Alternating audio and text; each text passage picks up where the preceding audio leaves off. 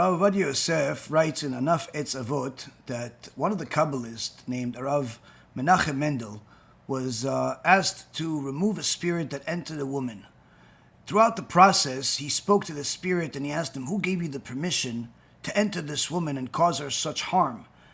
And the spirit said, "Actually, her mother and her husband's mother have been begging me to enter her and cause her harm because she's the one that encouraged her husband to stop learning Torah. And only if she promises to bring him back to learning Torah will I leave." What's such a big deal about leaving the Torah? What's such a big deal of learning Torah? In fact, there are many people out there that learn Torah and like to add their 2 cents. But is their 2 cents really Torah? The Chazon Ish in his Jewish ideology series is going to tell us just how valuable are those 2 cents, or in fact, how expensive they are. And once we understand what those 2 cents are, what your 2 cents are worth, what my 2 cents are worth, what some leaders' 2 cents are worth, and what some wicked people's 2 cents are worth. Once we know what those 2 cents really are, then we'll know what is Torah. Enjoy, share, and be holy. B'Shem Hashem Na'aseh V'Natzliach, Shiur Torah, Bruchim Habayim. We're back here starting a new week. Baruch Hashem, after Tisha B'Av. Unfortunately, the Moshiach did not arrive, so we have to continue. And BeEzrat Hashem, the Moshiach will arrive before the next Tisha B'Av. Tonight's shiur will be for the Refuah Shlema, for Rabbanit Sarah Bat Levana, Rav Ephraim Ben Shulamit, little baby Itamar Ben Sarah, and Rav Ephraim, Rabbanit Levana Bat Sarah, Avimori David Ben Nesriya, Doris Bat Jora, Sarah Bat Esther, and all of Am Yisrael, all the righteous Noahides that continue to contribute and help us to do all the amazing things that we're doing. BeEzrat Hashem, soon we will be launching a new campaign for the big event we have coming up in Eretz Yisrael in just the next couple of months. We're combining it with the high holidays campaigns that we typically have. So more information about that is going to come out soon.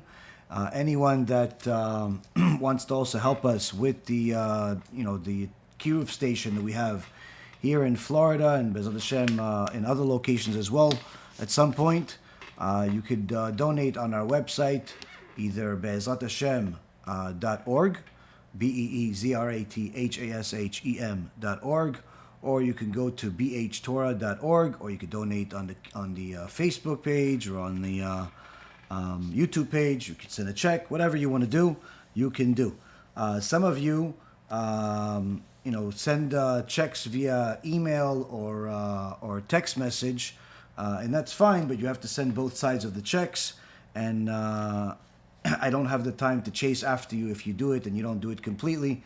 I'll ask you once usually, but if you don't do it, I'm probably going to forget or simply not have the time to ask you again. So a person has to be responsible for their own donations. So with that being said, we have, Baruch Hashem, a lot of Torah, and BeEzrat Hashem, we're going to learn it. Now, the Chazon Ish told us last week about the talented people, talented, smart people that unfortunately do not go in the way of the Torah, either as a result of being uneducated or being miseducated, meaning they were educated even in Torah, but not educated the right way. And he expands on that point of really what happens with those people. Now, I'm sure we all have been in this certain situation where either we wanted to add our 2 cents to the Torah, we have an opinion about something, everyone has an opinion, and there are certainly some famous one-liners about opinions, but we'll spare you of those. Everyone has an opinion, everyone thinks that their opinion is very valuable, it should be counted, it should be considered, and as we've always said, and I remember hearing it from Rabbi Mizrahi Shichyeh that I wasn't at Mount Sinai when HaShem was writing the Torah, being asked for permission of what he's going to write in it. And the same concept is what we tell people all the time when you tell them this is what the halacha is, this is what the law says, and whatever your opinion is, if it contradicts the law, if it disagrees with the law, then simply you have to throw it in the garbage. And when a person responds that, yeah, but my opinion is very important, I think it should be considered, and again, sometimes this comes out of innocent ignorance. Sometimes it comes out of arrogant. The point being is that a person needs to understand that everyone has an opinion, everyone has a 2 cents, and when you are looking to learn Torah and grow in the world of Torah, you have to really take that opinion and really be careful with it. Why? Because if it contradicts the Torah, you could be in trouble if you keep pushing that opinion. On the other hand, we've all have seen certain speakers, rabbis, and all types of people not only give their 2 cents about the Torah and the sages, but actually make it their life's work.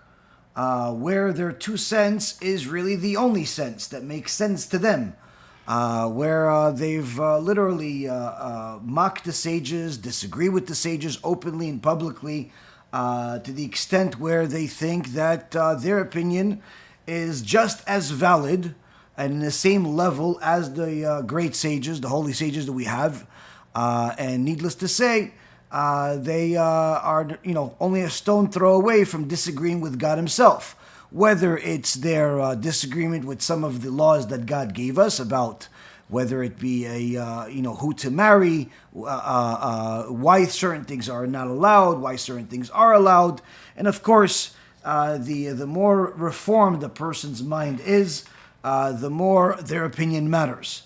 And but this is not necessarily just coming from people that are reformed, as far as they're they're part of reformed communities, or I should say synagogues or temples, but it's also coming from the Orthodox world, where people that consider themselves Orthodox Jews have such strong opinions that they simply throw everything out if it doesn't agree with their opinion, rather than trying to see if their opinion matches what our halacha is, what our masoret is, what our Torah is. And really make it such a big deal that anyone that disagrees with them, they simply mock it or they simply disregard it and just claim to know more. And you just didn't understand everybody else. 2,000 years have passed since the destruction of the Bet HaMikdash, where we literally had prophets walking among us that could literally tell us exactly what the Word of God is.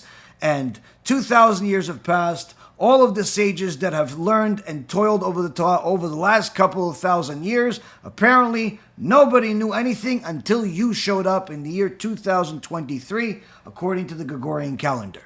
So, of course, this takes a lot of arrogance, but unfortunately it's become more and more common, where people just claim to know more than the sages. They claim to know more than the Gemara. They claim to know more than the Mishnah. They claim to know more than the Jewish people in general, and this is actually also coming from the Christian world, where the Christians have not given up on trying to teach us our Torah. They're claiming we don't speak Hebrew, apparently.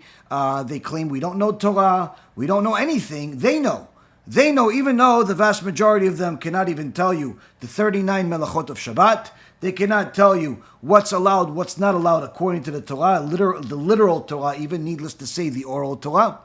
They can't tell you what is the basic difference between the different letters in the Hebrew alphabet. And needless to say, they cannot tell you anything about what actually happened at Mount Sinai and what we got. But they claim to know a lot more than we do, and they could even, bring their new beliefs to their congregations with complete, confidence that they possess the truth. So this, Rabotai, is not a new thing. This is something that unfortunately just keeps reappearing from different, with different names throughout the generations. And while the Jewish people have done everything possible to keep the Masoret, to keep the tradition as it was at Mount Sinai, that wasn't without a struggle, that wasn't without a fight, that wasn't without an extraordinary amount of blood being spilled just for the sake of keeping that tradition, keeping those laws as they were at Mount Sinai. And one of the 13 principles of the Jewish faith is that nothing has changed. The Torah that we have today in the year 2023 in the Gregorian calendar, 5783 in the Hebrew calendar, that Torah that we have right now, those laws that we have right now, those traditions that we have right now is the same exact thing as what we had at Mount Sinai. Now, of course, the different Jewish communities that lived in different parts of Russia, of Poland, Lithuania, Tripoli, Morocco, Egypt, Iran, Iraq, different places around the world, those communities developed different customs, but the laws have stayed the same. And when a person is, in essence, claiming to hold on to Judaism, you're holding on to that. You're holding on to the actual laws themselves of what we had for the last several thousand years. As far as the customs that my ancestors from Libya, from Tripoli have, perhaps are different than the ones that you have from Egypt or from Poland or from Russia or from somewhere else. But the laws in general are exactly the same.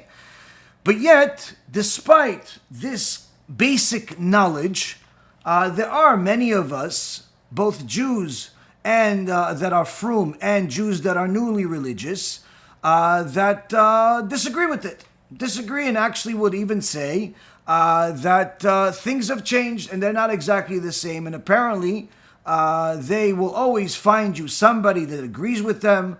And many times they'll make such a big stink out of it that it's as if the entire Torah is now something that's subject to change, meaning that from now on, since you have found this one thing that you have a stickle on, you have a whole little situation with, that means you can pretty much change everything else. And this usually develops into other things, whether they decide that they don't agree that the Zohar HaKadosh is legitimate, or they don't agree that the halacha of the Shulchan Aruch is what Jews have to comply with, or they don't agree with some other thing that they have a problem with.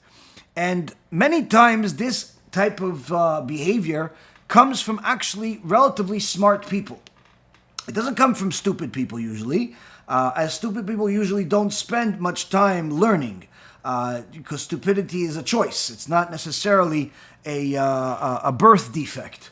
It's something that somebody chooses to be. So the people that make the biggest stink out of these issues are usually people that are smart, and many times are even charismatic, and therefore they could actually, deliver this idea that they have to the public. The Chazon Ish is telling us that these people weren't just created out of thin air. They came from somewhere, meaning somebody taught them this mistake. And now they're building on that mistake, usually to a much worse hazard than what their teacher did. And the worst part of it all is that they will succeed more often than not. They will succeed in sharing these ideas. They will succeed in getting a following. They will succeed in fooling more people, including themselves. So, when we look at our Holy Torah and you see the vast majority of the Jews that have led the Jewish world over the last several thousand years, you see that they've all been the same. They've all been the great sages. They've all had the same foundational principles, the same foundational laws. They were all orthodox. You never have any major historic stories mentioned today in a positive way about some leader from the Reform movement from a few hundred years ago, or a leader from the conservative movement, or a leader of the Karaites, or a leader of the Sadducees and Sadducees, or a leader of even the Christians. You don't have any of those leaders being commemorated in a positive way.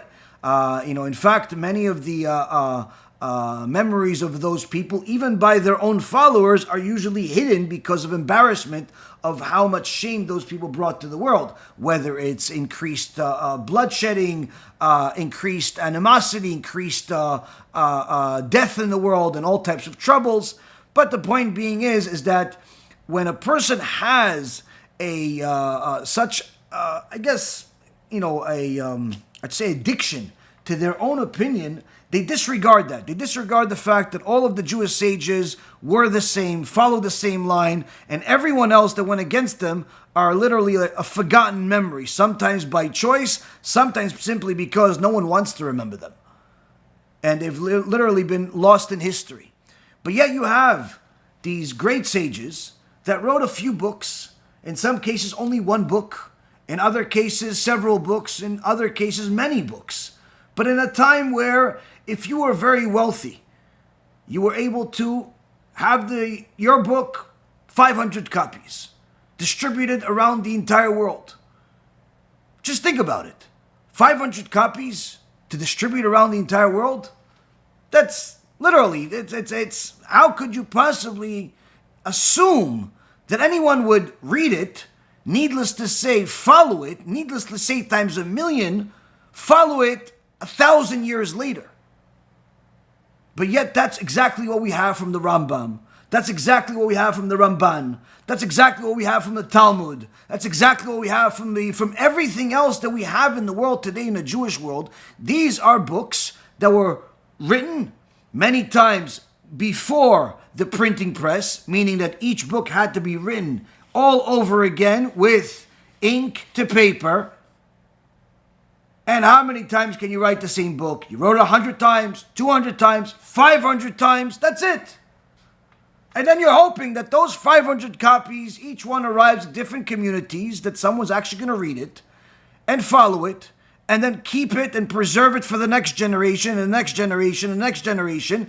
And of course, when those different communities meet up at some point, as many of them did, when modern state Israel was given the permission to exist about 80 years ago or 70-something years ago, then all of those communities from Morocco, from Tripoli, from Yemen, from all over the Russia and Poland, when all of them came to Eretz Yisrael, they all brought their Rambams, they all brought their Talmuds, they all brought their Masoret. We saw, wait, your Rambam is the same as mine. Your Ramban is the same as mine.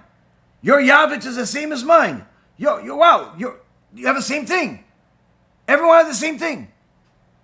So it wasn't just the Torah scroll that was the same.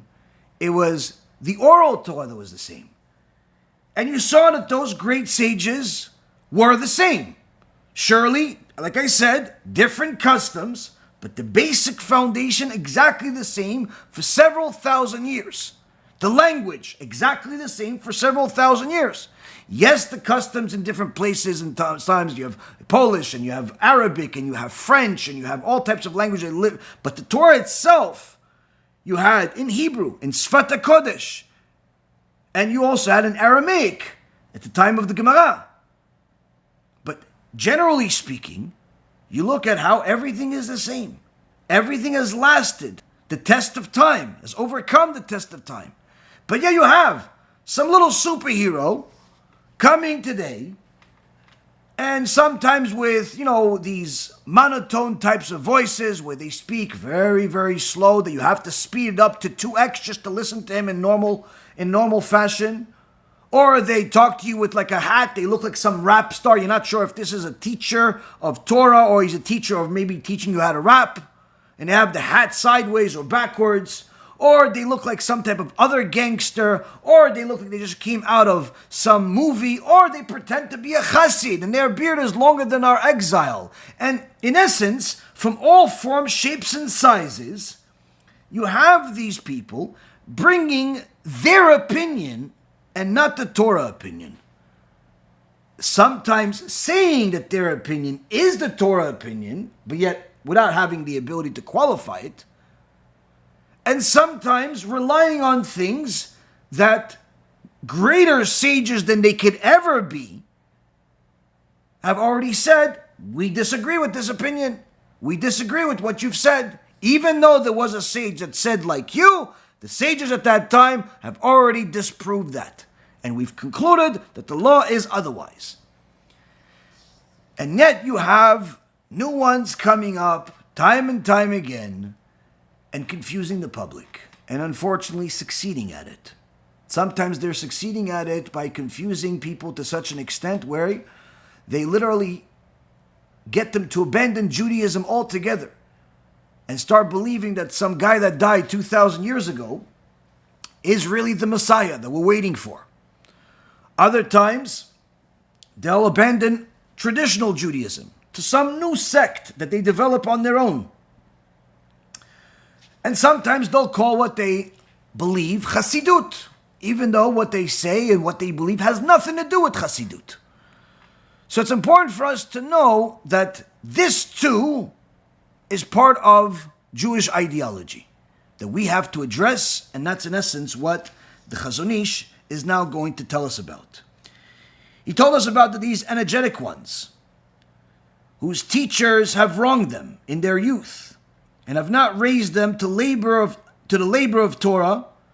Their excess energy will necessarily conjure up intellectual and scientific issues in order to quench their energetic thirst, as the spirit yearns for knowledge and pleasure of logic and thought. Since their intellect is strong and they lack the wisdom of Torah, they will invent in their own thinking a new Torah and commandments. According to their thinking, these are the commandments and this is the Torah, and they are extremely happy for having merited to enlighten others with their Torah.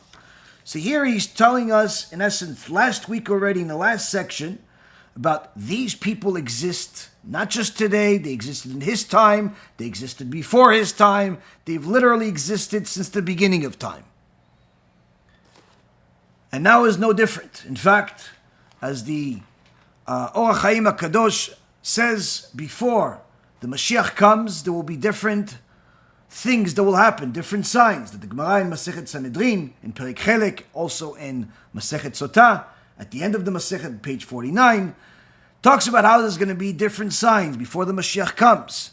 And the HaChaim HaKadosh says that one of the things that will happen, one of the, in essence, the signs, is that we will reach the 50th level of impurity, the 50th level of Tumah, meaning the worst the world has ever gotten to. Worse than even at the time we were in Egypt, when there was idolatry everywhere, when there was promiscuity everywhere, when there was all types of filth everywhere. Worse than that. What is the 50th level look like? The Or HaChaim says, heresy. Heresy will be everywhere.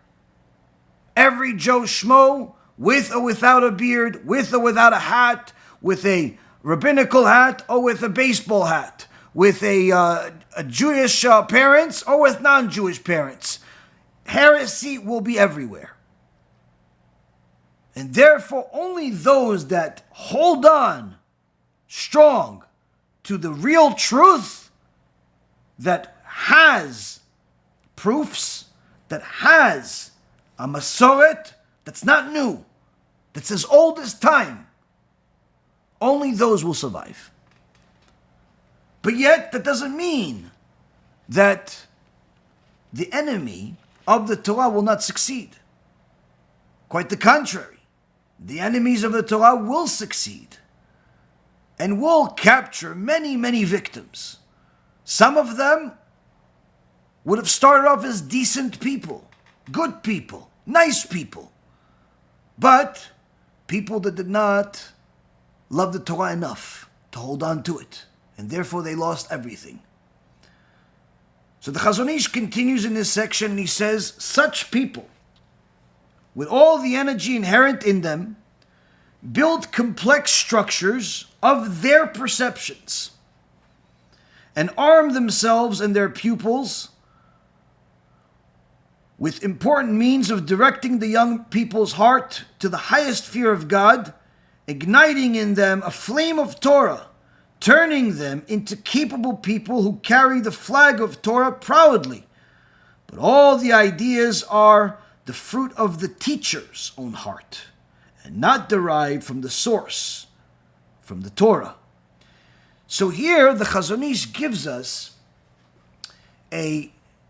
something that seems fantastic, something that seems ideal, something that seems like, wow, I want to be part of it.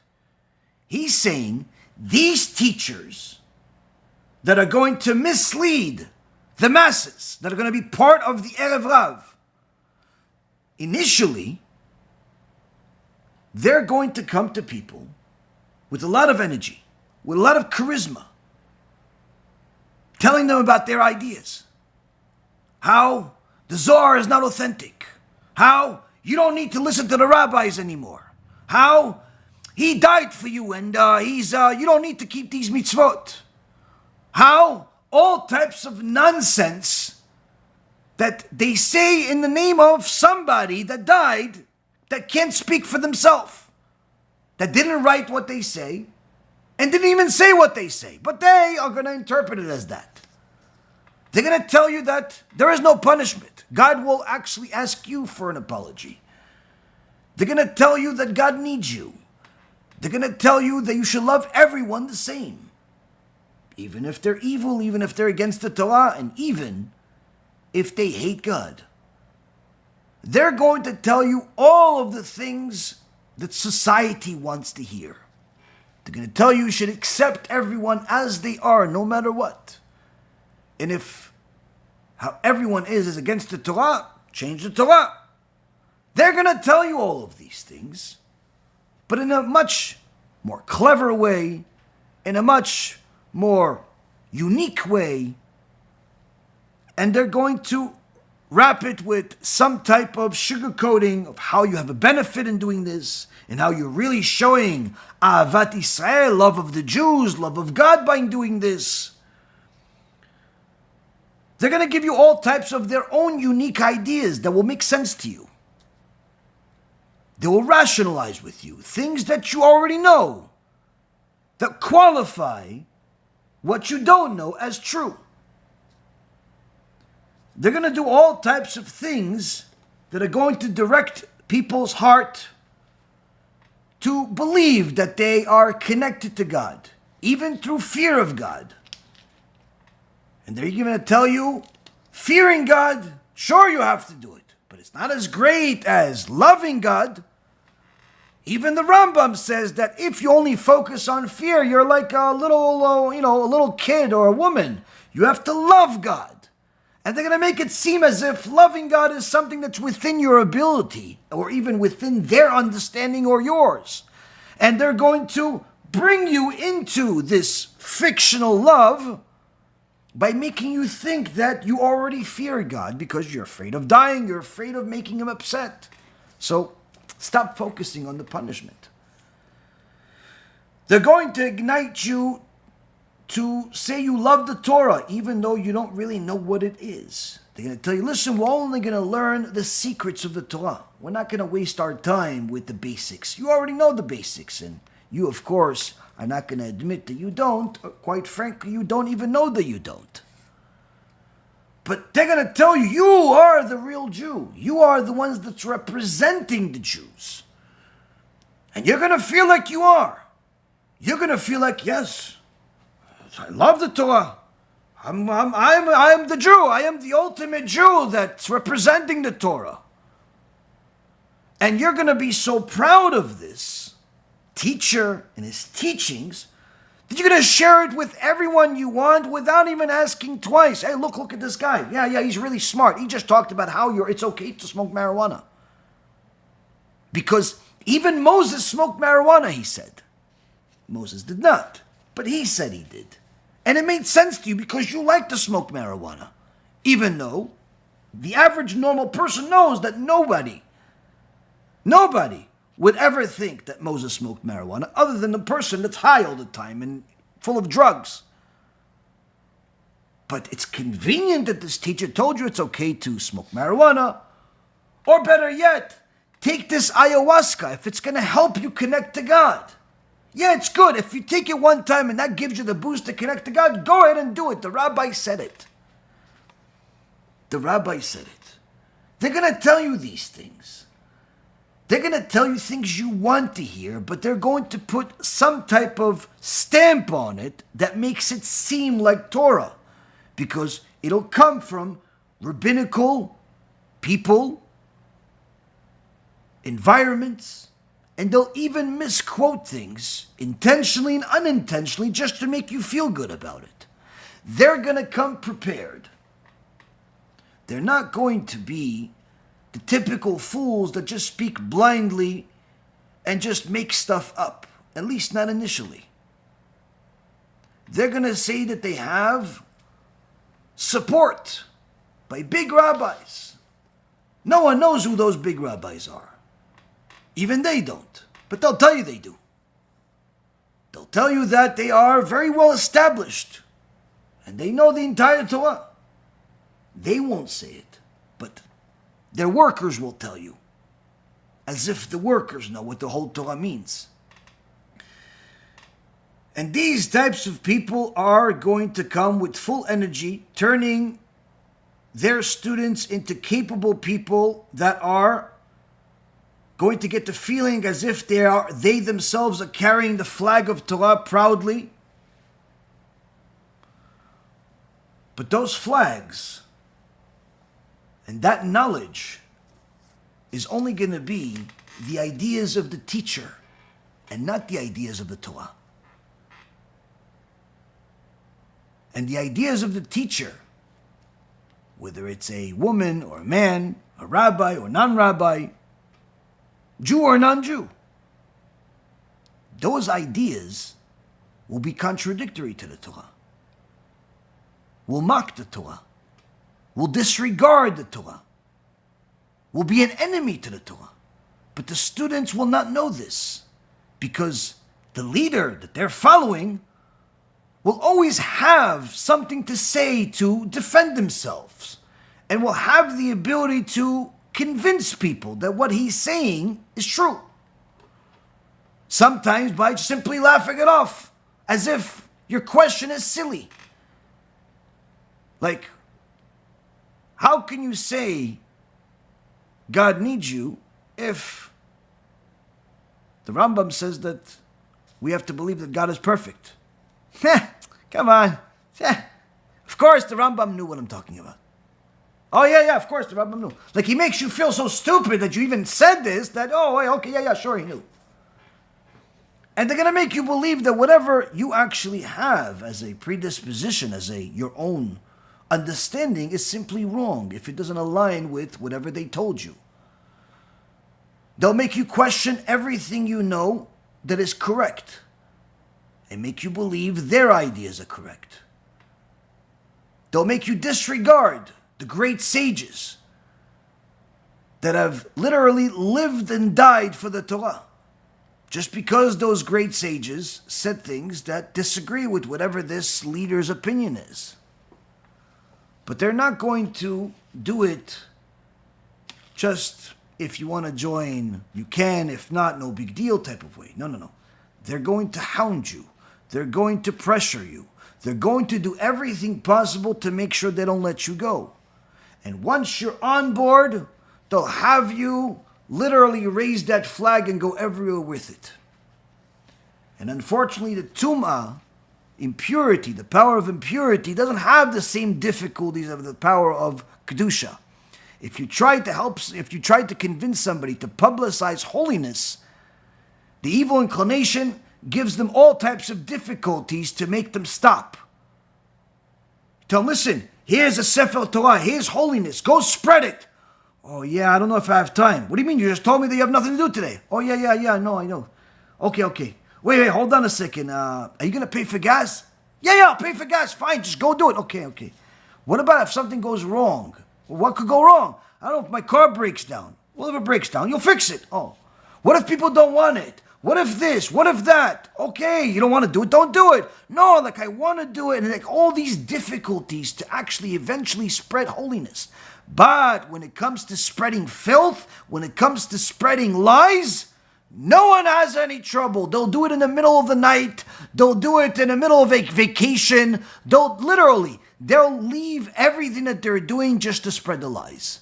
They never think twice about spreading lies. But when it comes to spreading truth, everyone has difficulties. Why? Because to spread truth, you have to have merit already in order for Hashem to allow you to spread His truth. Whereas lies, you don't need merits for that. In fact, you just need sins, which unfortunately we all have some. So these types of leaders are going to share their ideas, and unfortunately, little by little, they're going to get more and more students, more and more followers. And those followers are going to, little by little, disregard the fact that the source of all of those ideas, whether it's that you have to, believe all types of things that contradict Chazal, or do things that contradict the law, contradict everything, they're going to disregard that. They're going to simply say, no, you just don't understand. You just don't understand. And they're going to succeed in getting people to follow them, even from people, even people that claim to be religious. And therefore, says the Chazon Ish, their complete failure is assured. For the service of Hashem, so to speak, takes pleasure in, does not consist only of subjugation of the heart, but of keeping of His commandments. Every single mitzvah in accordance with its rules and laws that were given to Moshe Rabbeinu orally, which he in turn gave to Yoshua ben Nun, and Yoshua ben Nun to the elders, and so on down the generations to us, so we can merit to know the mitzvah and to learn it, even in this generation. So the Chazon Ish says that, yes, they will have success, these false prophets, these false teachers, that tell people things that are the opposite. But ultimately, they will fail miserably. What does that mean? Ultimately, they will fail miserably. Because their teachings are not based on the Torah, but rather they're based on their own opinion, their own unique, individual opinion, and not the Torah. They will not have the blessing that the Torah has, and therefore they and whoever follows them will ultimately fail, and will ultimately fail in the same level and even higher level of publicity as its success, where you see the following go up, up, up, up, up, and then some type of an explosion, a public embarrassment, a public desecration, a disaster. All of the enemies of the Torah started and ended the same. Our Torah started and is still the same to this day. Nothing has changed. Korach wanted to fight with Moshe Rabbeinu at Mount Sinai already. At Mount Sinai there was already a fight. Korach started by getting a huge following of rabbis. 250 rabbis followed him, the biggest rabbis in the world at the time. All of them died. All of them exploded. All of them disappeared from the face of the earth. Certainly, the Torah continued going from Moshe Rabbeinu to Yoshua ben Nun to the elders. Every one of them had enemies. Every one of them had challenges. Every one of them had different people try to change things. And they succeeded. Initially, getting followers like Korach, but eventually imploded. Time went on. The Torah stayed the same. Moshe Rabbeinu's Torah stayed the same. But the enemies replaced themselves, coming with all types of beliefs from the Babylonians, from the Assyrians, from the Romans, from the Greeks, from the Spaniards, from the Turks, from all walks of life, from the philosophers, the Platos, the Aristotles, the Socrates. They all came with their new ideas. Ideas that made sense to some people. Some ideas literally plagiarized from the Torah and claimed to be their own, even though they weren't. Some ideas were to abandon religion altogether. Other ideas were to be religious, but different. Other ideas starting completely new religions, whether it be Islam or Christianity or all the many sects that it broke into. All of this happened. Judaism stayed the same. Moshe Rabbeinu's Torah stayed exactly the same. But the enemies of the Torah replaced themselves and succeeded each and every single time. Where they had a few of those leaders with the new ideas that were not the Torah, but sounded similar. Sounded like they made sense.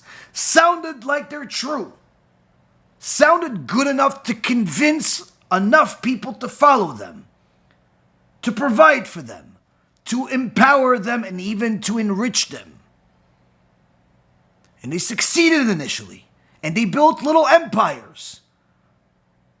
But the test of time failed them, as eventually it all imploded on itself, where everyone realized that the king is walking around naked.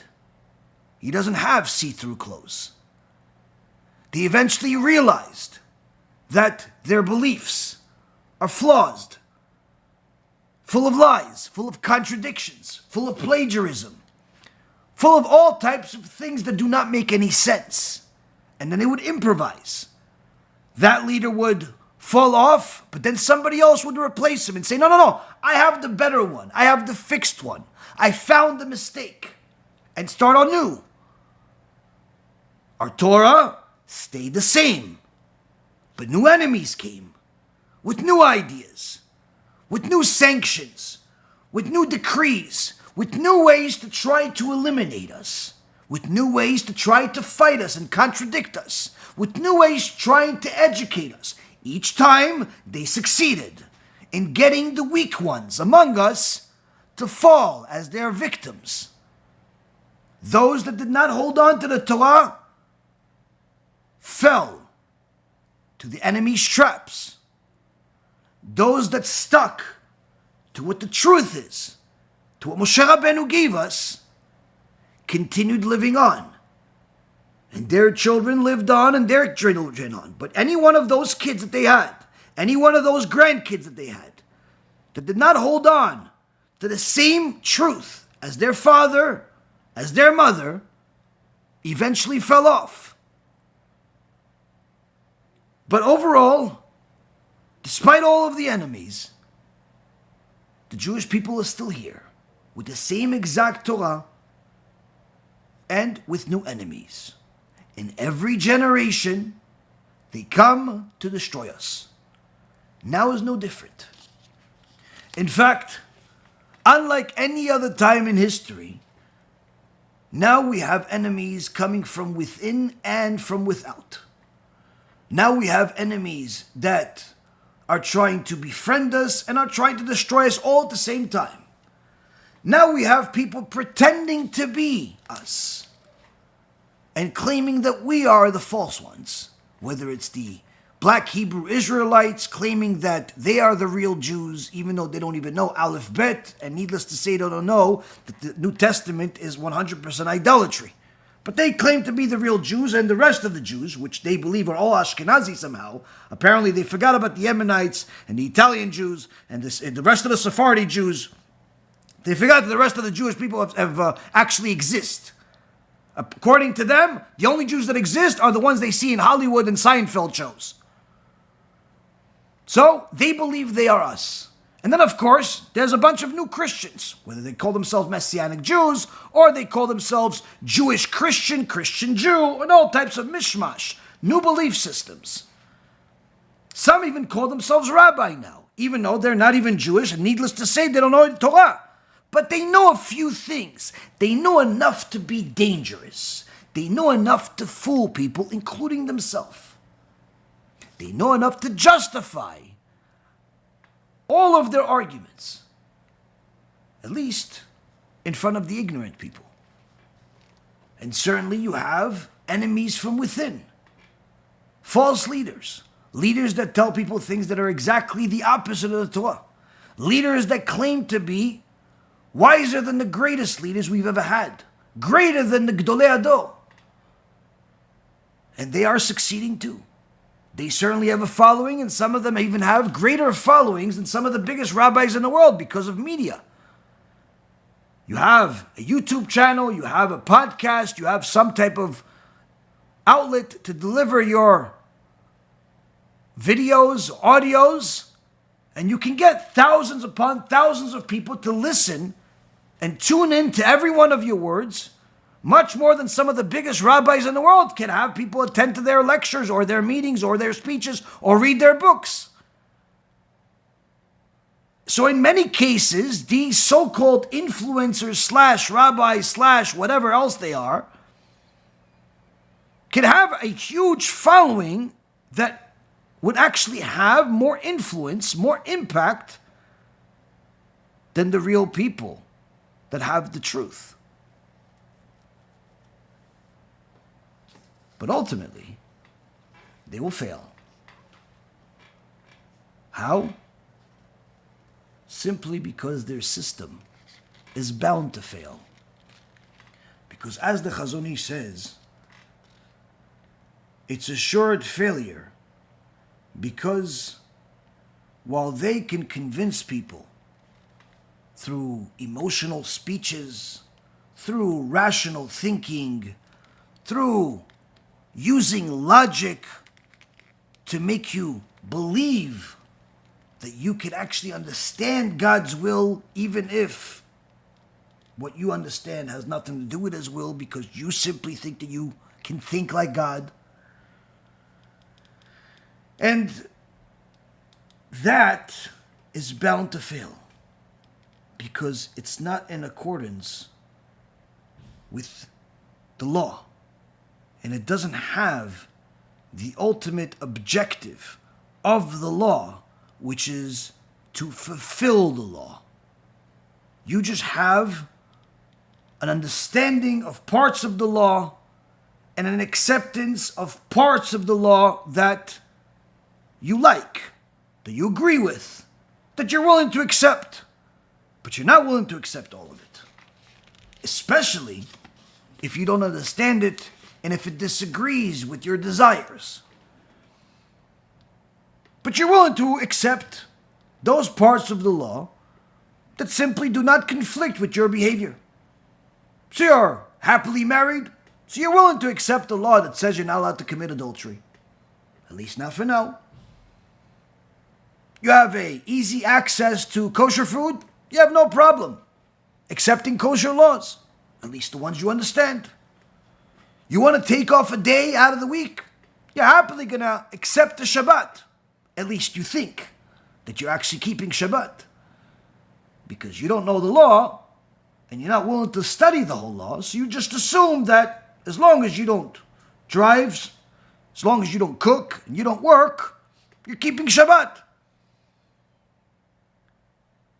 And it doesn't conflict with your life. In fact, you like it. You invite a bunch of people to your house every Shabbat. And that's how they do many of the things. And in fact, they publicize it.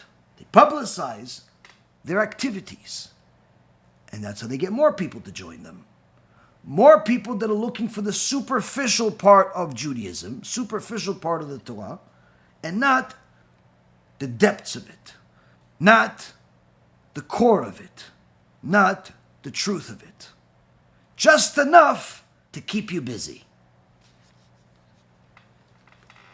And because that's usually due to their emotional speeches and due to them trying to get your emotions to control your behavior rather than your common sense, it's bound to fail. Because eventually, the fact that you are not observing the Torah makes you an enemy of the Torah. The fact that you're not keeping every single mitzvah in accordance with its rule that was given to Moshe Rabbeinu all the way from generation to generation up to us, says the Chazon Ish, that in itself assures the failure. Because the only thing that HaKadosh Baruch Hu instilled power of eternity to is the Torah. Everything else is subject to die at some point. So even if that idea carries on with success with millions of people, eventually it will die. And as you've seen, even the ones that claim to have succeeded, in reality, if you compare them for what they were to what they are right now, they're not the same. For example, if you compare the original Christianity of 2,000 years ago to the Christianity of today, they're two completely different levels of idolatry. Two completely different religions altogether. When people teach Christianity today, they're not teaching it based on the teachers of Christianity from 500 years ago or 1,000 years ago or anybody else. They're just teaching based on their understanding today. No one is teaching you about Martin Luther and how he revolutionized Christianity while at the same time being the inspiration for Hitler and his followers. No one wants to teach that anymore. Even though he was closer to the core of Christianity than certainly anybody else today is. Why? Simple. Time. He lived hundreds of years before you. But the point being is that the Christianity of today, the only comparison between today and 2,000 years ago is the name. Otherwise, it's completely different. Why? The old one died many times. The new ones died many times. The other ones died many times. And every generation, the new version dies. And this one will die too. Same thing with Islam. The original Islam versus today's Islam, not the same. The original one died. New ones came up, died. New ones came up, died. You listen to any of their teachers, they're not teaching the same thing. They're not using the words of the sages. And even if someone is bringing up one of their old teachers, it's usually the opposite of what anybody else is bringing up. The only ones that are still using the same exact sources from the beginning are the Jewish people. Nobody else is doing that. Why? Because to us, the Masoret, the tradition, the history, and the chain links being connected and staying connected for all that time represents our truth. Whereas to them, simply superficial. Unfortunately, that superficial ideology has also infected the Jewish world to a certain extent, where the weak ones that are not connected to that chain, they're simply connected to, the environment, the exterior, the superficial parts. Those usually are the ones that fall behind. Those usually are the ones that are the first victims of Amalek's wrath. When Amalek attacked the Jewish people in the wilderness, if you look at the verses in the Torah, it says that he attacked the ones that were behind, the weak ones, the elderly. When Christianity began, who did they recruit? A bunch of ignorant, illiterate Jewish people. Those that didn't know how to read, those that didn't know how to study, those that had no real connection other than their heart. And they lost it. Everything as a result of that lack of connection to the truth. Amalek always preys on the weak.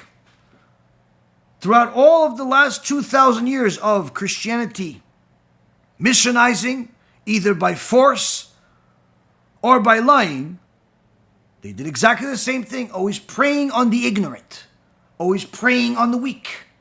If you look at any of their videos where they talk about how so-called he spoke to Jesus and he spoke to Jesus, it's always people that were degenerates. This one was an alcoholic, the other one was a prostitute, the other one killed people, the other one this. They're always losers. They're always people that were depressed, addicted. They're never normal people. They're never just like, you know what? I was a great rabbi, I had a congregation, I had everything good, everything was fantastic, I was learning Talmud every day for 20 years, and then one day I found Jesus. You're never going to hear that story. Why? It doesn't exist. They're always like, they found me in a back alley while I was like cracked out. They found me while I was in a prison cell, and they told me, listen, if you believe in so-so, we'll release you. Always some weird story. Why? That's Amalek. That's Amalek. Praise on the weak. But Amalek, Hashem himself says, will eventually be erased. Why? Because the objective was not to fulfill the Torah, but rather to eliminate it. So the Chazon Ish here is in essence telling us something very powerful. While we have to fight all of the falsehood, not because Hashem needs us to fight it, but rather because we need to fight it. For our own sake. Number one, to fulfill a mitzvah of protesting against the falsehood. Number two, to help our brothers and sisters from falling for the falsehood. And number three, to show God how much we love Him and how much we're willing to put everything on a line for the sake of His truth. But needless to say, that fight is not because we're going to win against them. Because ultimately, only Hashem can destroy it. Only Hashem destroys the falsehood from generation to generation. And in fact, they succeed until Hashem destroys them. Because their objective is not to fulfill the Torah. And then the Chazon Ish continues and says, great is the guilt, meaning the punishment of the person who is full of the desire to serve Hashem when he turns his heart from seeking the details and stringencies of the mitzvah that was heard from Hashem himself, so as to obligate every Jew to fulfill it perfectly with all the accompanying details. Because if one neglects to fulfill one of the conditions enumerated in connection with this mitzvah, one has not fulfilled one's obligation. So here, the Chazon Ish gives you one of the distinguishing factors between those that observe the Torah superficially. They like to go to shul. They don't mind eating kosher food. They don't mind some of the other mitzvot. But when it comes to the details of the law, there's a very big difference. The more one pays attention to the details of the law, the more you know this person is going in the right direction. The less they pay attention to the details of the law, the more you know their weakness and their distance from the truth. Because one who desires to serve Hashem truly is looking for the details. Is looking for the details, is looking for the ultimate truth, and not for a way to get out of it. For a leniency that's going to absolve him of fulfilling anything. He's not looking for an excuse not to fast. In fact, he's just simply looking to know how to fast in the most ideal way. He's not looking for an excuse not to pray. He's learning about all the details of prayer to know that his prayer is exactly the will of Hashem. Ovadia, alav shalom, was a genius of geniuses, a gift that simply keeps on giving. His memory was unprecedented. His genius was superior to anything you could possibly comprehend. But that does not mean that he didn't have enemies that said the other way. The media, full of wicked people, came out with a story against the Ovadia Yosef and said that his old age, he's weak and senile. And Ovadia invited this journalist to come to his home And the journalist wrote a news story and changed his mind completely after he went to Rabbi Ovadia's house. Our own dear Rabbi Ephraim spoke to this person, and he swore on his life when he told the story of exactly what happened. He says, I came to Rabbi Ovadia's house, and he told me, you see all these books? Tens of thousands of books. Pick anything here. Any book. Open it wherever you want. Tell me the name of the book and the page number. Of course, this journalist thought, another scoop, we're proving what we've already said. We said he doesn't have a good memory anymore. He used to have perhaps, but he's not anymore. He's old. Okay, I'm confirming it. Sure. He jumped on this offer, wanted to look for a book that looks dusty, certainly hasn't been read in a long time. He said himself, I climbed the ladder, I reached to the back, I found one little notebook type of one of these soft cover books, thin. I opened it up. I said, this is the paper, this is the number. And Ovadia repeated word for word everything that it says. I was so amazed, I couldn't believe it.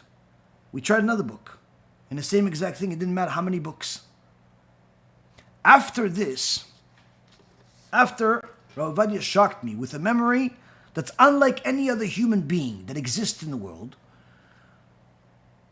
the old man, Ovadia, that they said on the news is weak and senile, said to me, come, now let's arm wrestle. I said, excuse me? He said, now let's arm wrestle. I said, okay, Reuven, for the Rab, okay, you proved you have good memory. No. Now let's arm wrestle. The guy's a young guy, strong. The old man's going to arm wrestle him? Now let's arm wrestle. And he pressed it until I arm wrestled him. And he literally took my arm and almost put it into the table. That's how strong he was. After he beat me in arm wrestling, he said, you see, Baruch HaShem, I'm not senile. And I also have some koach too. I also have some strength too. Now go ahead and fix what you broke. Go ahead and fix what you did. And this, he swears on his life, is exactly what happened. So when you see that a giant in Torah, agreed by everyone, even his enemies, knew that he's a Torah giant. When he says, this is what the Shulchan Aruch says, this is what the truth is, this is what it says here and there, there's no room for debate. Especially from someone that hasn't even toiled 1% of the amount of what he has done. Needless to say, about the sages of the previous generation, there's one of the Chachamim in the previous generation that Friedlander, that he was big tzaddik, and he prayed to heaven to give him the Yirat Shamayim that the angels have. Because the Torah says in multiple places, Yirat Hashem Yotzaro, that the fear of Hashem, that's his treasure, that Reshit Chochma Yirat Hashem, that the beginning of wisdom is fear of Hashem, meaning that whoever has fear of Hashem, he will also get the wisdom of Torah. So he wanted the highest level of fear of Hashem. He wanted the fear of the angels. Why the angels? Because the Gemara in Masechet Chagiga says that the Chayot, which are the high-level angels, the highest level of angels are the Chayot, they are the closest to Hashem, and they're so petrified of Hashem that they sweat fire non-stop. And all of that fire that comes down from those angels, from those chayot, fill the fire of Gehinnom. Just imagine the level of fear they have, that they're sweating fire that's filling up Gehinnom, that the Gemara in Megillah says continues to grow bigger and bigger, because unfortunately there's many more HaShkafa going in there. It has no measure. So the Rav wanted the fear of Hashem like the angels. His prayer was answered, no can do. Why? No. Your human body will not be able to handle it. Okay. Try something else. Okay, I want the fear of Hashem like the prophets. The prophets. Prophets talk to Hashem. Jeremiah, Zechariah, Yechezkel, Isaiah, all these great prophets, Moshe Rabbeinu. Answer from Shamayim, no. Why? Your human body cannot handle the fear of Hashem that the prophets had. Fine. Let me have the fear of Hashem like the Tanaim. Tanaim, Rabbi Akiva, Rabbi Shimon Bar Yochai, Tanaim. No. Why? Your human body cannot handle the fear of Hashem like the Tanaim. Amoraim, Abaye, Rava. I want that. Fear of Hashem like them. Again, no. Your human body cannot handle. Now you can just already understand how much of a tzaddik this sage was when he's talking to God, he's talking to heaven, to the Bet Din of heaven, like a conversation here. Finally, he says, okay, give me the fear of heaven like the Rambam. And his answer was, fine. They got it. He says, I got the fear of the Rambam. The Rambam, the same Rambam, that our Masoret says that he went into a room and didn't leave the room for 10 years until he finished writing the Yad HaChazakah. We can't go into a room and stay for 10 hours learning Torah. He went into a room for 10 years without leaving it until he finished writing Yad HaChazakah. When he completed writing the Yad HaChazakah, he writes, a vision came. His father was in front of him, and next to him was some angel, something that he'd never seen before, and he got scared, he hid. He said, Abba, what is that? He says, don't worry, my son. I wanted to bring Moshe Rabbeinu to see what my son did. They saw my Sfarim and said, Chazaku Baruch. Moshe Rabbeinu came to the Rambam when he finished the Yad HaChazakah. Hence the reason we say, from Moshe ad Moshe lo haya ke Moshe. From Moses to Moshe, the Rambam, there was nobody like Moshe. So now, this Chacham got the fear of heaven like the Rambam.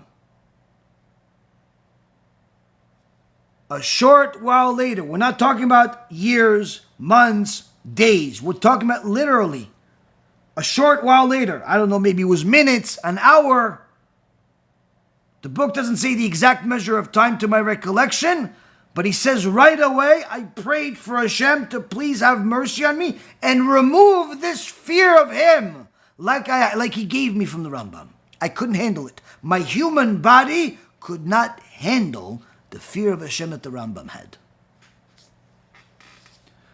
So now when the Rambam writes something and some person today is wise in his own eyes, says, I don't agree with the Rambam. Does that make sense to anybody who knows who the Rambam is? No, they laugh at it. But unfortunately, the ignoramuses of the world, the ones that don't know much, the ones that haven't learned what the truth of the Torah is, they don't know who the Rambam is themselves. They don't know anything. So when he says, I don't agree with the Rambam, I say, yeah, okay, I don't agree either. They just follow whatever the teacher says. The teacher makes fun of the sages, they make fun of the sages. The teacher disagrees with the sages, they disagree with the teachers. Why? Like sheep. They follow.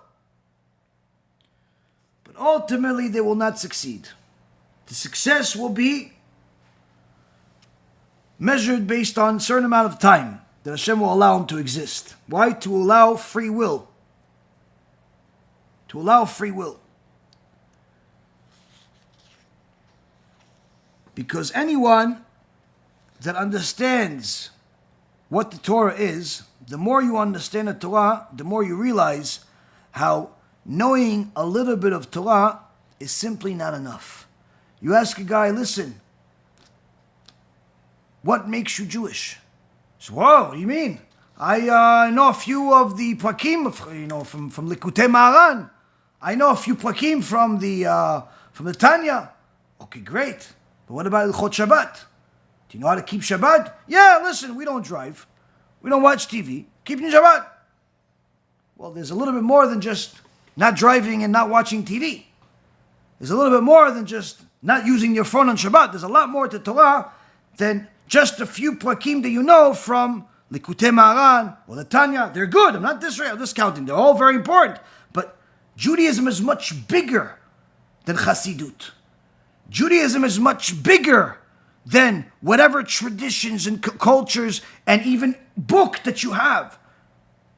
Judaism is huge.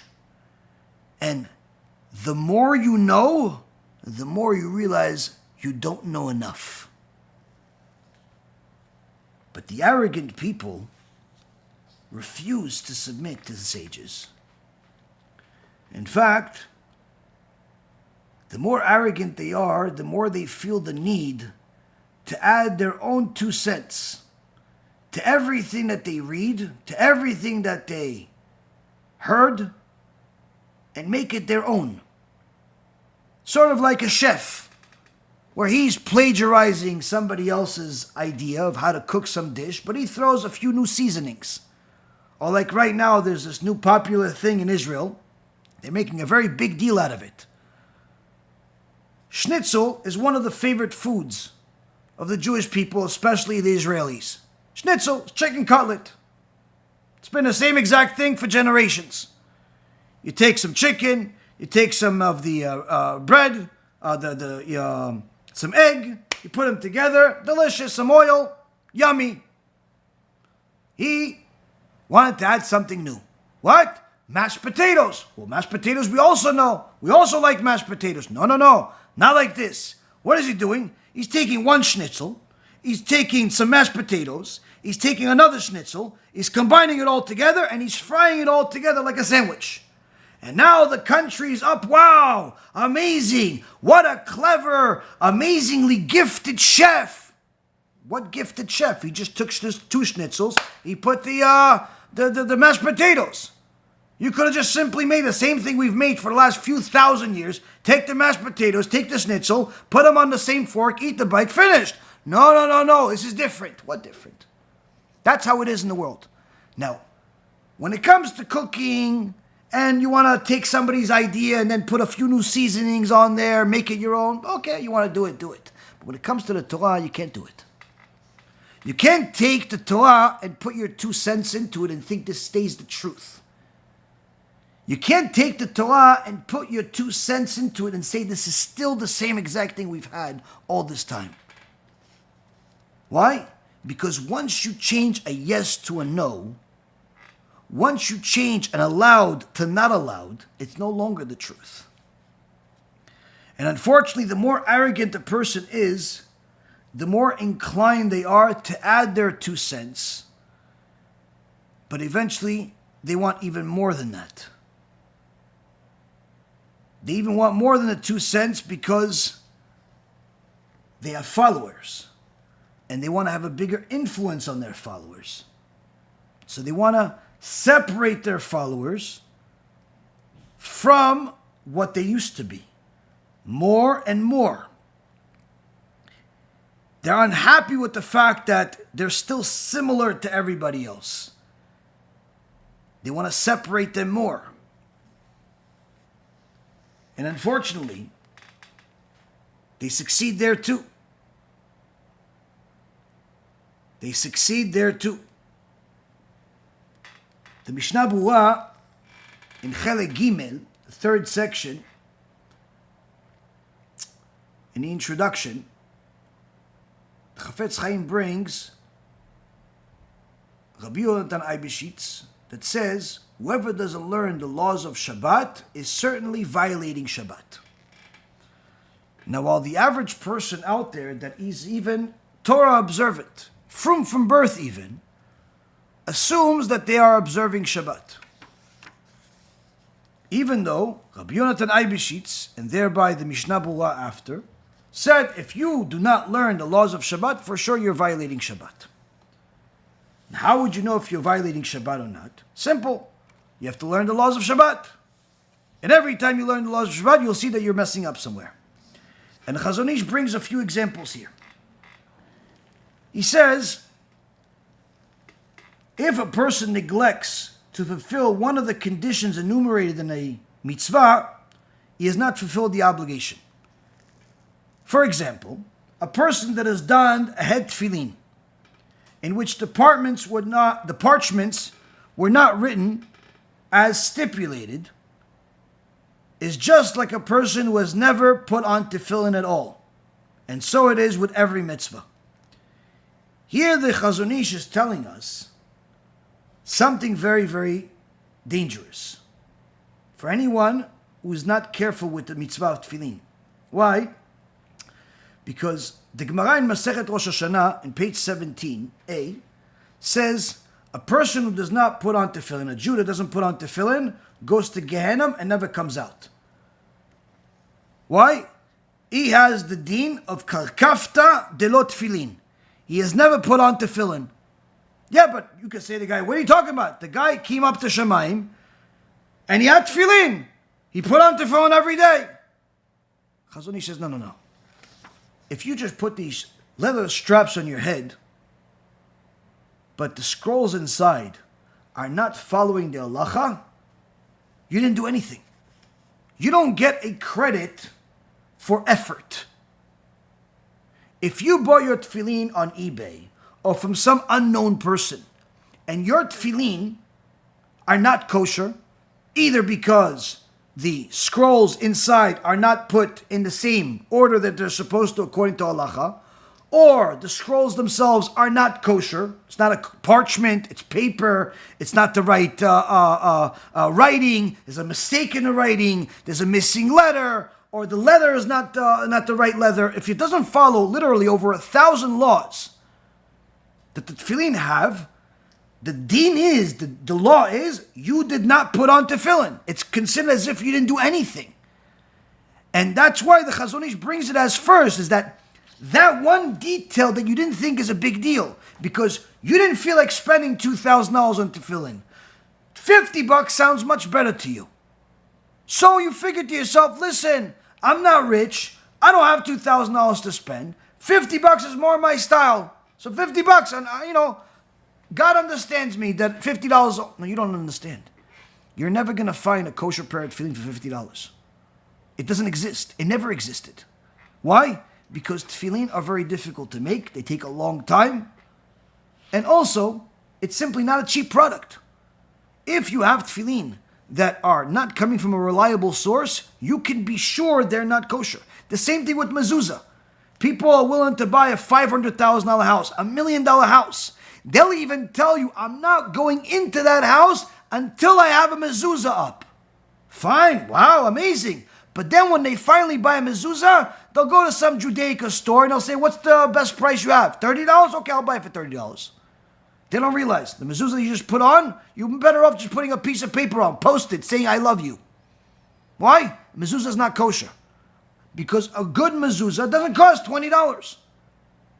Doesn't have to cost $1 million, doesn't have to cost $1,000, but certainly you're not going to get a kosher mezuzah for that.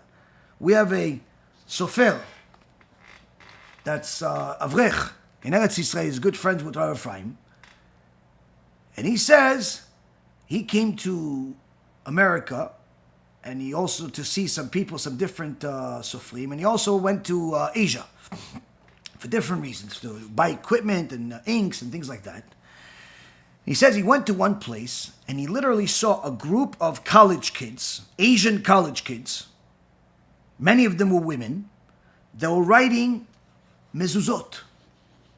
Non-Jewish women writing mezuzot. And he says their handwriting was better than some of the scribes in Israel. But of course, all of it is not kosher. They're not Jewish. They're women. There's no such thing.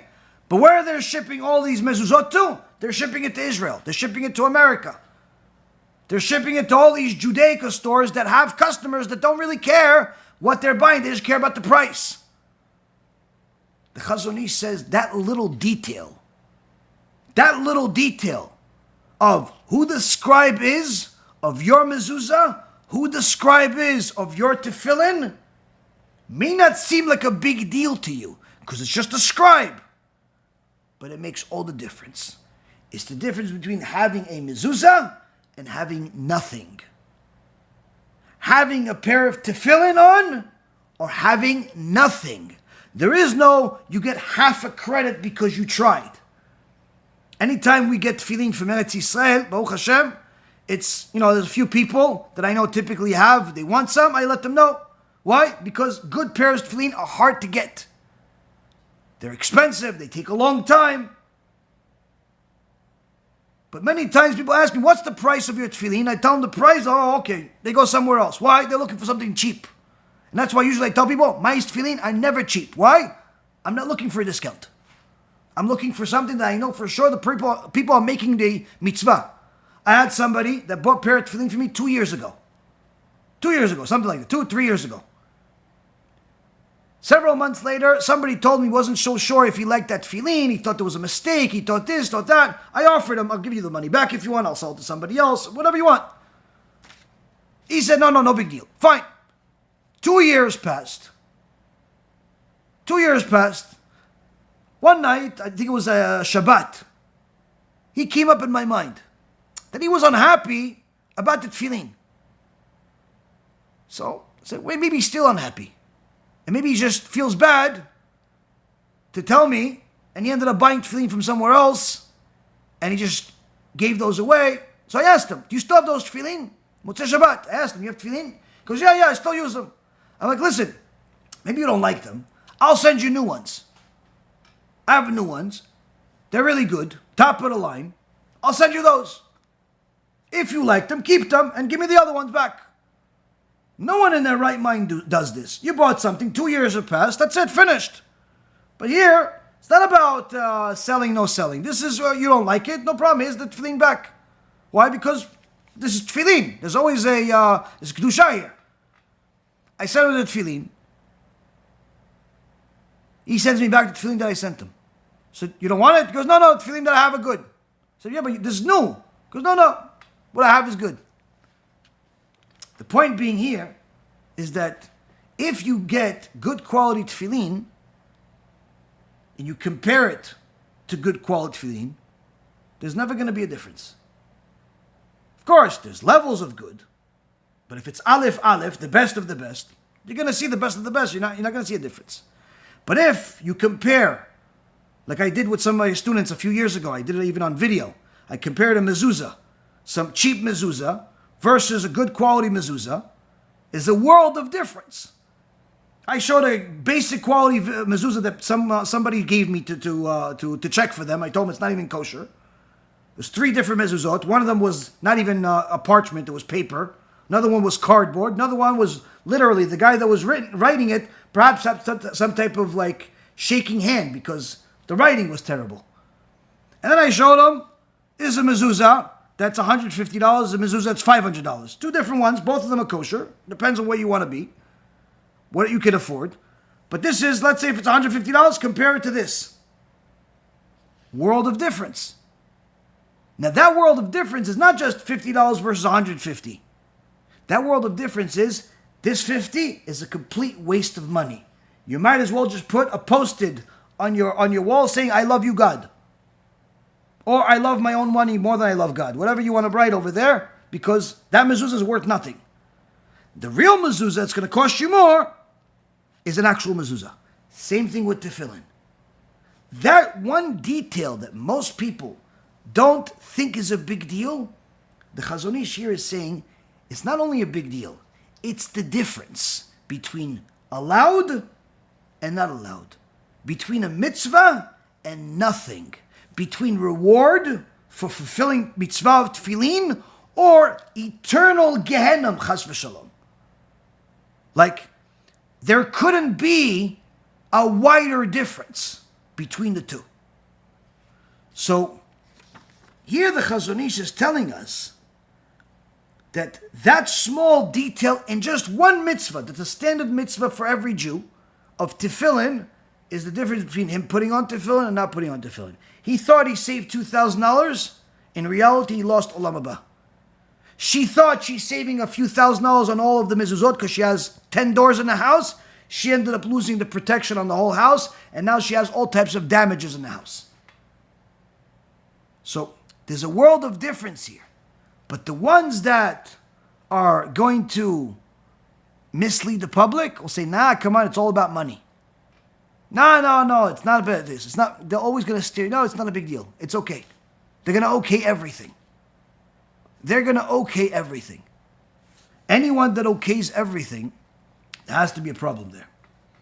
And so it is, says the Chazon Ish, with regards to the negative mitzvot, where even if one is keeping such a mitzvah in general, it's not called true keeping of the mitzvah if the person has not conducted a careful study of the laws that branch out from it, and may therefore come to transgress it easily, such as a person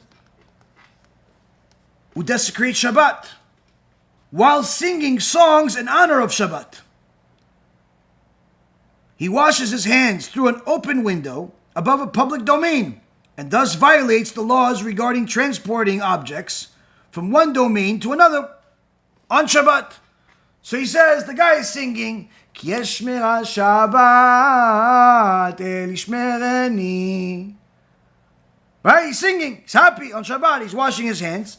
And he's washing his hands like he doesn't have a sink. Everything is filled, whatever. So he's washing his hand outside of his window. But he doesn't live in a Yeruv. So he's in essence moving something from private domain to public domain. That's Chilul Shabbat. Now he's singing how much he loves Shabbat while he's washing his hands, and he's violating Shabbat. But his ignorance doesn't allow him to realize what he's doing right now is not only not a mitzvah, he's violating Shabbat. Further, he gives another example. The guy is singing, and he's washing his hands, again, outside of his window, on top of his garden.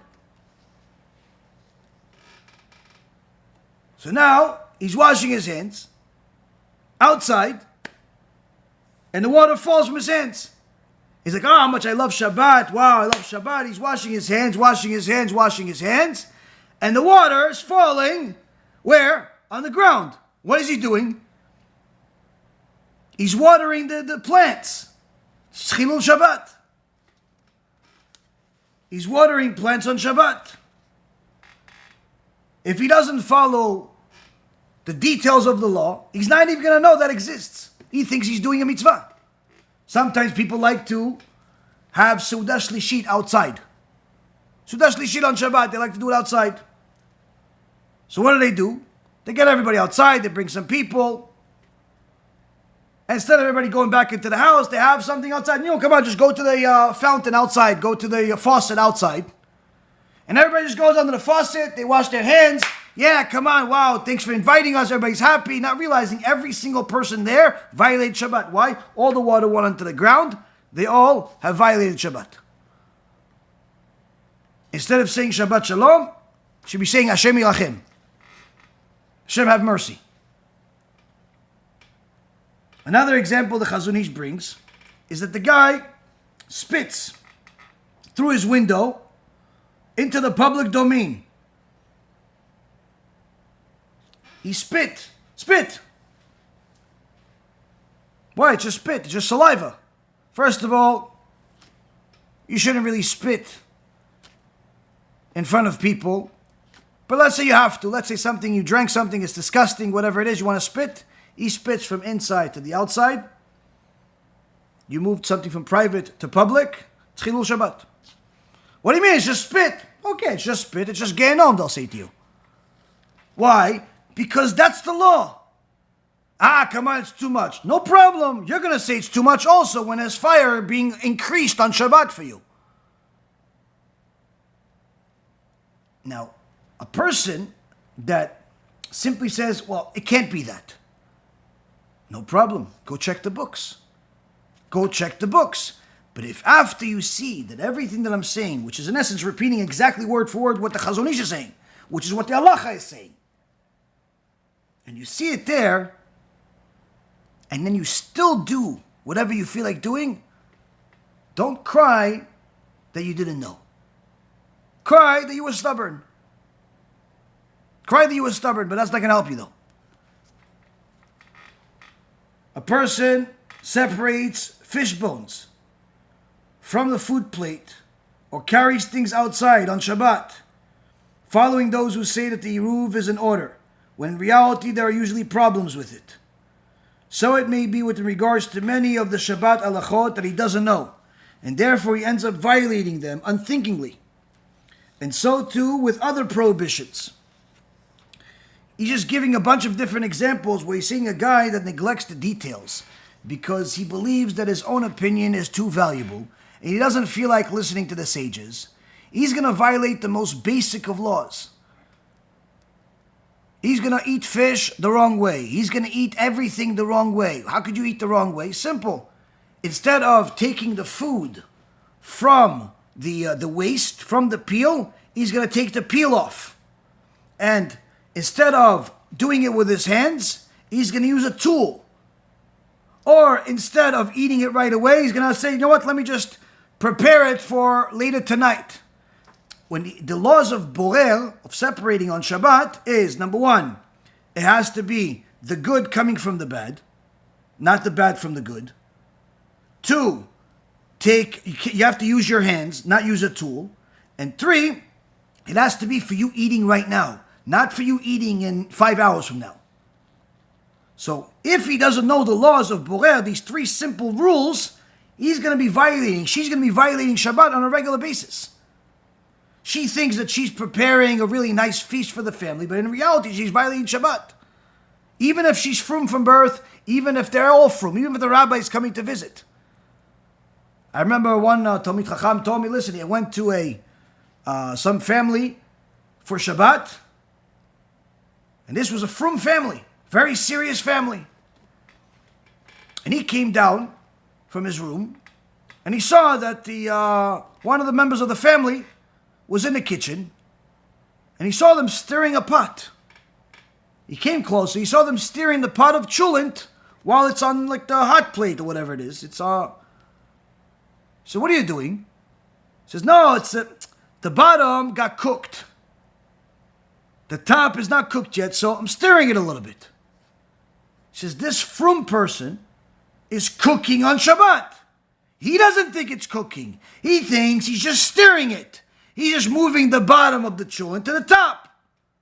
The bottom of the pot to the top. No big deal. Chilul Shabbat. Chilul Shabbat. A person that doesn't learn the laws of Shabbat, for sure he's going to violate Shabbat. Why? There are too many details that your natural brain will not allow you to know, will not allow you to think that way.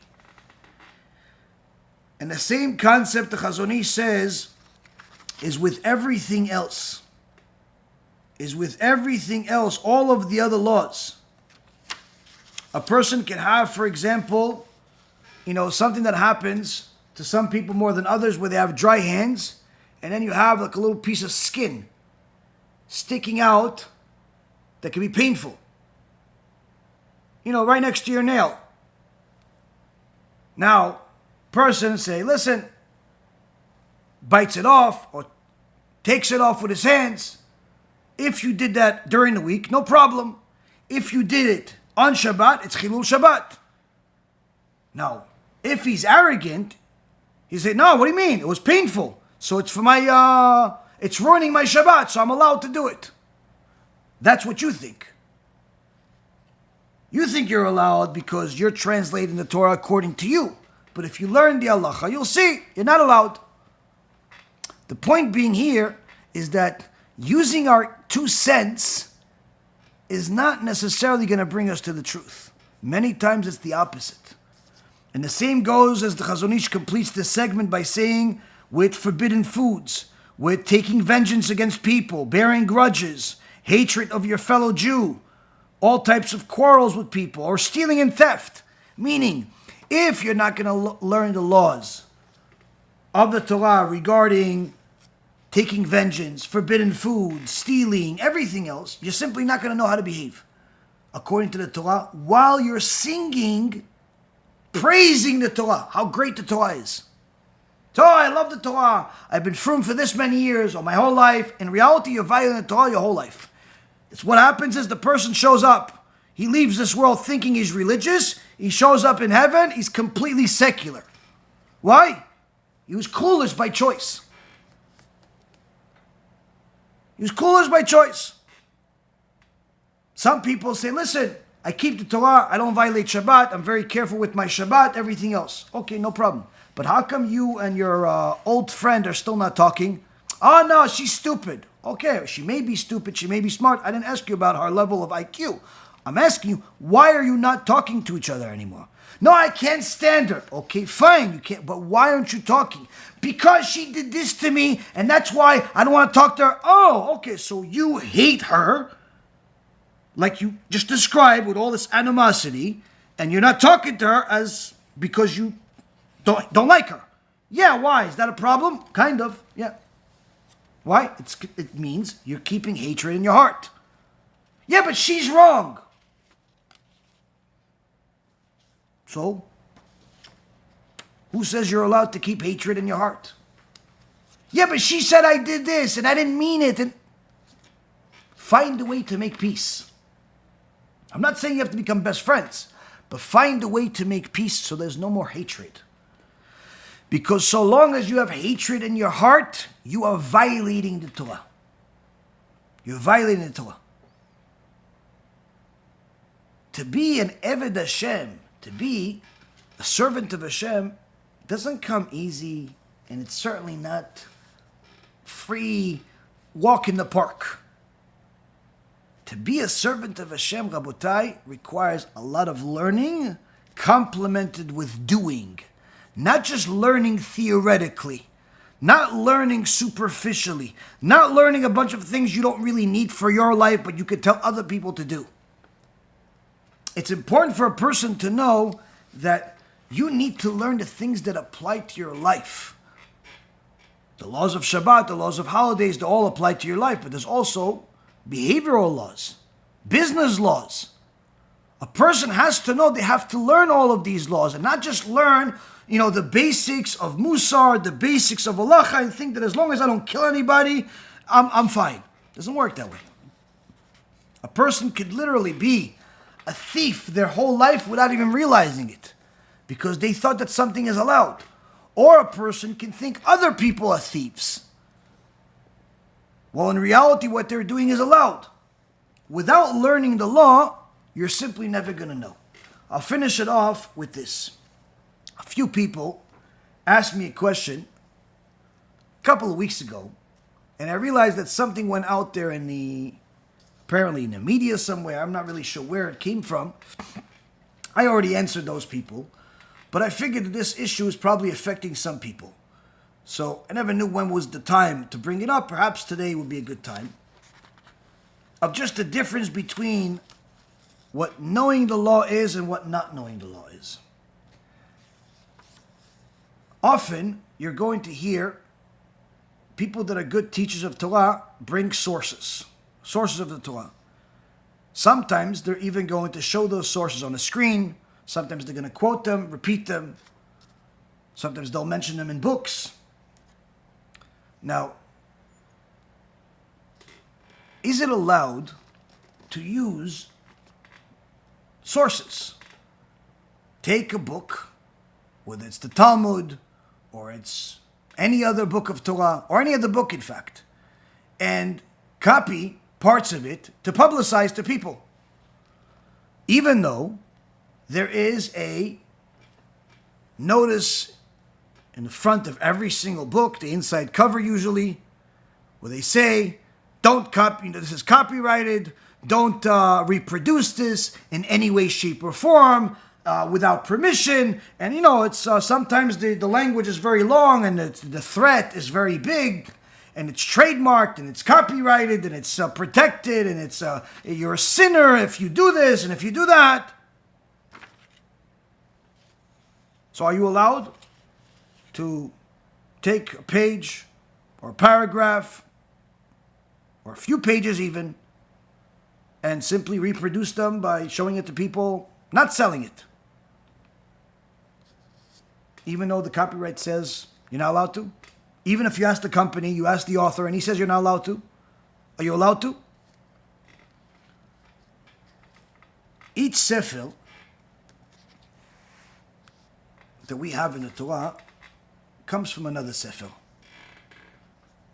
Why? Because anyone that is bringing Torah to the world, that means that they are relying on the sages from before them, the books that came before them, which means that there is no such thing as new Torah right now, because whatever that rabbi is mentioning, he's quoting somebody else.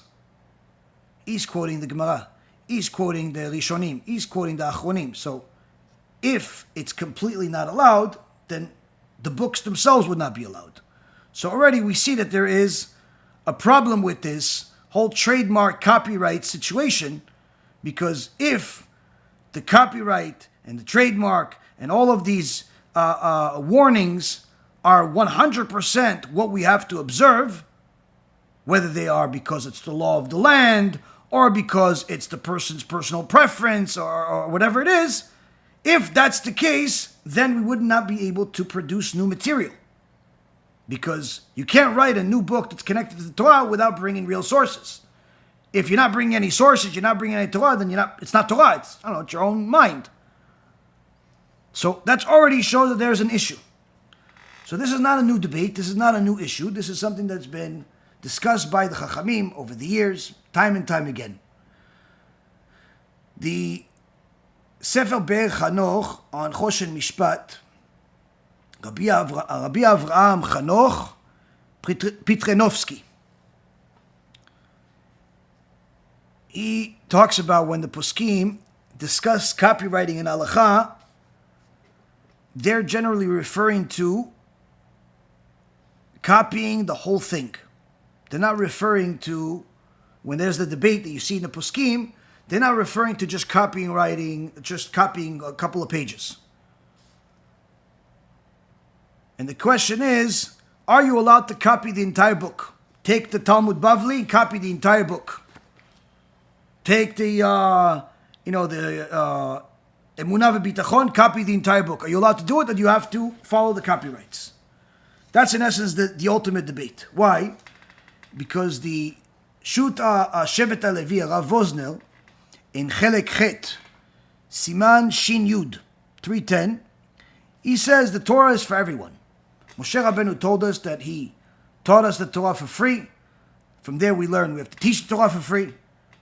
There is something called Schar Alicha, which is the, you pay somebody compensation for their cost of doing something, their what they would have gotten if they were doing something else. But as far as if he's copying the book, not to sell it and challenge somebody else and take business away from him, but simply he's reproducing it for himself or to share it with his students. There's no problem there at all. Even if it's a class of students, even if it's 20, 30 students. Rav Vosner says no problem, you can reproduce it.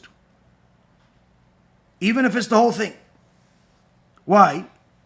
He says, because if this is, let's say, a poor school, and they have 20 students, if you don't let them copy that whole book 20 times, they're not going to learn Torah. And then you have a sin of bitul Torah. And that's much worse than the copyright issues. Now, as far as parts of the book, this is obviously, there are some Chachamim that say otherwise. The Shoelu Meshiv says, no, you're not allowed to copy the whole book. Not allowed to copy the whole book. And the Responsa Bet Yitzchak says you are allowed to copy it and even sell it. He's a unique opinion, but nonetheless, he's of the side that you can copy the whole thing.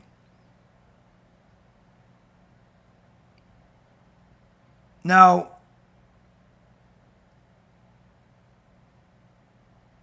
the Khatam Sofer in Choshen Mishpat, Siman 79, say that people that don't allow to copy their books, he says you're put them on cherem even. Meaning that it's just saying people that you're not allowed to copy things and so on. It's not exactly something that people are facing now for the first time. This discussion has gone on and on over the years. Conclusion of everything, I'm not going to go through the whole thing because it's going to take a lot of time, and I think you guys will just simply get the point. Anyone that wants to know more details, if there's enough of you that tell me you want to know more details, we can do a whole shiur about it. But the bottom line conclusion is this. To copy the whole book and sell it is generally, most poskim are not in favor of it. There are some poskim that say it's allowed. But generally, it's you're not going to have many poskim agree with that. To copy it, the whole thing, just for yourself, not a problem. To copy parts of it and reproduce those parts of it and share it with as many people as you want on the internet, on your videos, that according to all opinions is allowed. Even the ones that are stringent and say you're not allowed to copy, they're only referring you're not allowed to copy the whole thing. But as far as copying a few pages, making pictures of a few pages and publicizing it to the world, there's no one that we found that is saying you're not allowed to do that at all. So even though the copyright, trademark, and other warnings that you have in front of the books are telling you don't do it, if you're simply doing it for the sake of zikuy rabim, for kiruv, to teach people, to help people learn Torah, and it's just a few pages and you're not making money off of it, there's no problem whatsoever in doing it. The point being is that if a person would not learn the law of a Torah, but would simply learn the law of the land, the law of the land will tell him, listen, you are not allowed because the trademark over there says no, and therefore you're not allowed to make copy of even those few sentences from that book. If that law of the land was really true, then simply every single rabbi, every single teacher, every single scholar, every single professor, every single speaker, every single author of every single thing would simply have to remove all of the works that are out there. Meaning even the law of the land is not that stringent as the language pertains to be.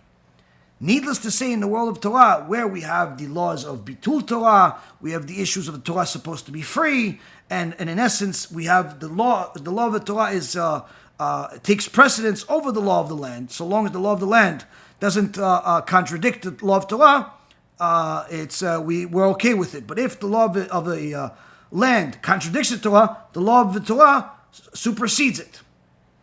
Point being here is that if a person takes a couple of pages or a couple of paragraphs of any particular book and reproduces it, they have sages to rely on where they know that they're doing fine, they have no problem at all. If a person would not learn this particular detail, they would simply assume that what they're doing doesn't have blessing because maybe they're stealing, or maybe they're doing something wrong, or maybe that the author is losing out of it. Some of the sages even made fun of the whole thing of how somebody thinks that because somebody reproduced a couple of their paragraphs or their pages, the author is somehow losing out of it. They literally mocked it, saying, "What losing?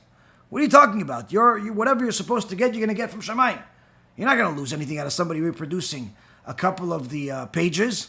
But that's, again, it's important for a person to know the laws in their details. Why? Because if you don't know the laws, then you're either going to think of yourself as wicked when you're not, or you're simply going to give up on something that really is supposed to be done. So this is the same with everything. This is the same with everything when it comes to the laws of Shabbat, when it comes to the laws of the holidays, comes to the laws of kosher, comes to the laws of tarat mishpacha. All of these things are our responsibility. It's time that every person take the Torah seriously and realize, okay, you're not in first grade forever. At some point you have to grow. You've been keeping Shabbat already for a year, it's time to grow. You have to do more than just that. You've been already religious for a few years, you have to do more than just the basics that you're doing. You've been religious your whole life, you need to do a lot more than what you're doing. Even if you think you're doing a lot, it's not enough. Why? The Torah is literally endless. And once we take the Torah seriously, we realize how much more we have to go. Because the minute you think that you know enough is the minute that you're already in a bad place altogether. And BeEzrat Hashem, each and every single one of us will use this as the fuel to fight our own Yetzirah, our own evil inclination that tells us, calm down, you don't need to do more, the so-and-so said otherwise, you don't need to be so serious with it. There's a lot to learn, Rabotai. And a person that wants to reserve themselves a good place anywhere, whether it's in this world or the next, knows that they have to work for it. If you want to have a good seat, you have to come early. You have to work hard for that seat. If you want a good eternity, needless to say, you have to try a lot more harder than just simply for a good seat. And BeEzrat Hashem, this lecture will be the fuel that each one of us uses just to get that fire going. And BeEzrat Hashem, continue to learn Torah. Thank you very much for learning with me. BeEzrat Hashem, we'll learn again on Tuesday. There's no shiur on Wednesday this week, but Tuesday night, BeEzrat Hashem, we'll learn again together. B'chai to everybody. Kol tuv. Anywhere a person wants to go, Hashem will lead him. If a person wants to go in the ways of Hashem, of his Torah, of his sages, Hashem will definitely help him. But the thing is, that person has to help himself. And it's not easy, of course, but we should always remember, every single second, Hashem is always taking, so to speak, a magnifying glass, and He's looking very closely at our actions. Is he going to do this sin? Is he going to eat unkosher? Is he going to keep my Shabbat? Is he going to learn my Torah? Is he going to do the tzvot that he's obligated? And all of these things that Hashem mercifully wants us to do, we should accept them and do them. Because we once said it a long time ago in House Sinai, we will listen and we will do. So BeEzrat Hashem, may we all listen and do the Torah and the mitzvah.